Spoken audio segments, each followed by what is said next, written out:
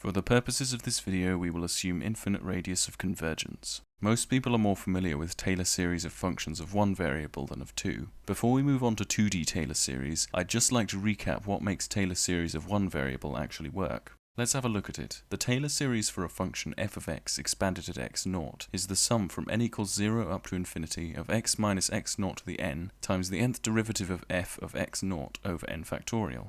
If we take just the first term in the series, it gives us a constant function intersecting f at x naught. That's not a brilliant approximation.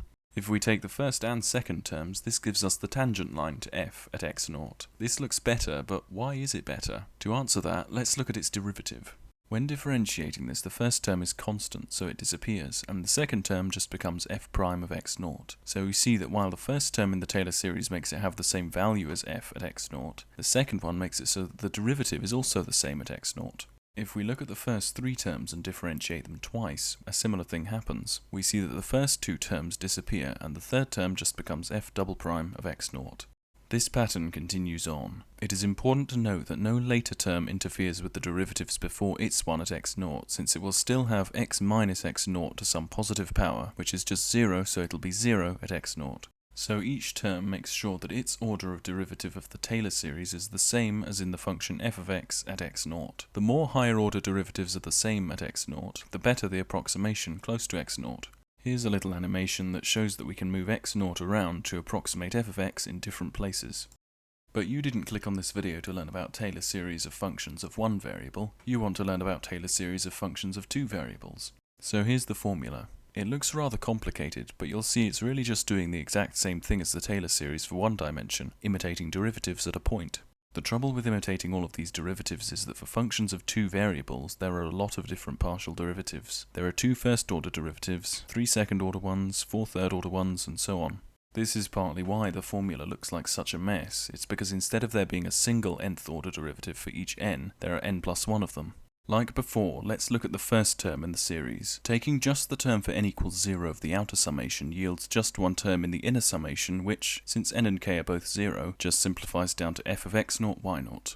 Just like with the first term in the one-dimensional Taylor series, this is just a constant function intersecting f at x naught y naught. It's not a brilliant approximation, so let's add more terms. We now add on the inner sum where n equals 1. This gives us two terms, x minus x naught df by dx of x naught y naught, and y minus y naught df by dy of x naught y naught. So we now have the tangent plane to f at x naught y naught. Differentiating this with respect to x makes the constant term disappear, and also makes the third term disappear since it does not depend on x. The second term just becomes df by dx of x naught y naught. The same sort of thing happens when differentiating with respect to y. You just end up with df by dy of x naught y naught. So we see that these two terms just imitate the first order derivatives of f with respect to x and y. Now let's look at the bit inside the inner summation generally for any n greater than or equal to 0 and k between 0 and n. Each time we differentiate this with respect to x, by the power rule the exponent of the x minus x naught decreases by 1 and we multiply the expression by what the exponent was. This means that differentiating it k times with respect to x will turn the x minus x naught to the k into just k factorial. Likewise, differentiating n minus k times with respect to y will turn the y minus y naught to the n minus k into n minus k factorial.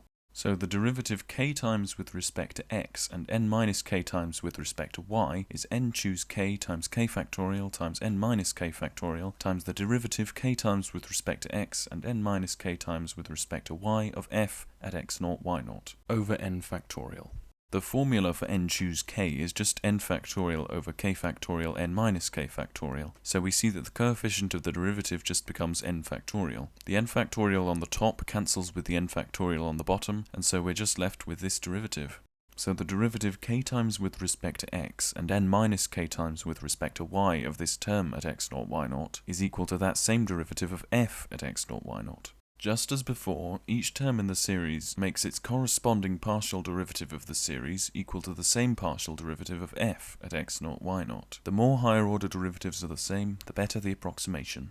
So let's look at an example, e to the negative x squared plus y squared. We're going to find the second order Taylor series approximation for this function at 0, 0. So let's work out all the derivatives. The derivative with respect to x is minus 2x e to the negative x squared plus y squared, and the derivative with respect to y is minus 2y e to the negative x squared plus y squared. Both of these are equal to 0 at the point 0, 0, so we don't need to bother with them. Now we work out the second order derivatives. The second derivative with respect to x is minus 2e to the minus x squared plus y squared plus 4x squared e to the minus x squared plus y squared, which is just equal to minus 2 at the point 0, 0. The derivative with respect to both x and y is 4xy e to the negative x squared plus y squared, which is just 0 at the point 0, 0. Finally, the second derivative with respect to y is minus 2e to the minus x squared plus y squared plus 4y squared e to the minus x squared plus y squared, which is just equal to negative 2 at the point 0, 0. Substituting these values into the expression gives us just 1 minus x squared minus y squared. It's a little harder to see from this 3D graph that this is indeed a good approximation for the function close to the point 0, 0, but hopefully it's clear enough. Okay, that's everything.